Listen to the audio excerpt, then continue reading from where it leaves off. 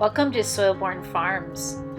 We're going to go on a really unique tour this morning down to the American River Parkway. On the way, of course, at the farm, we're going to pass by our beehives actively thriving with honeybees that have been foraging in our fields.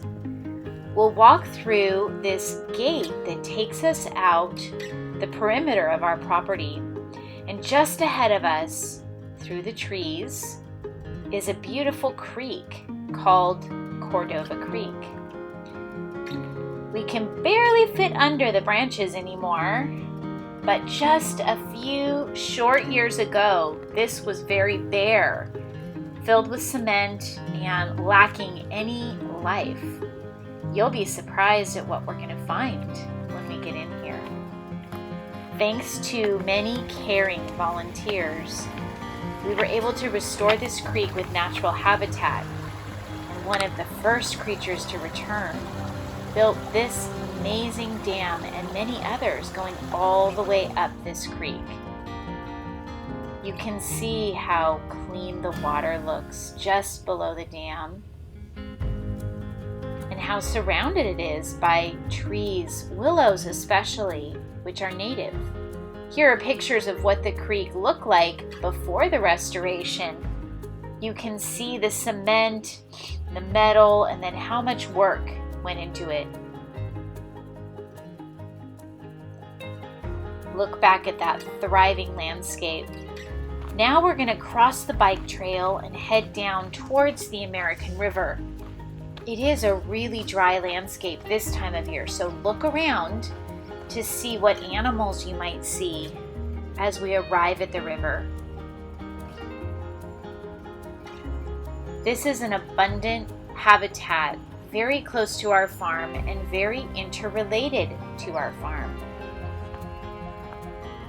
You see that there's also many native plants that know how to deal with the dry conditions, the rocks that remain from the riverbed when the water gets higher. This is an example of a buckwheat that's blooming. I wonder what might be living in this habitat. Well, there's something off in the distance. It's an egret fishing along the shore. The American River is especially unique because of the salmon that run up it in the fall. They are huge. They draw fishermen, and of course they feed many other animals along the American River.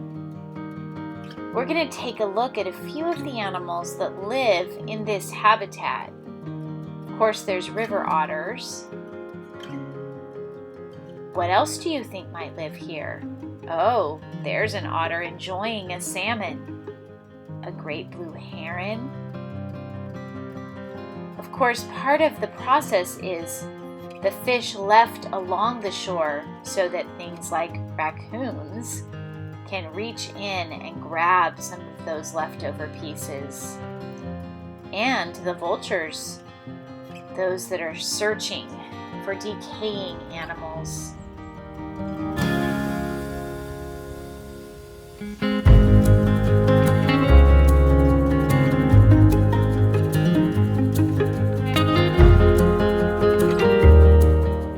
The animals of the parkway are so interconnected with the water and with one another. You're going to have an opportunity to think about how these animals all connect to each other in a web. In what ways the water might affect their lives and our lives at the farm. Look at this rich habitat. What is it about the water of the river, this watershed, that plays such an important role? So as you think about these connections, there's one last thing to think about. Where does the water from our city go? And how might it affect us?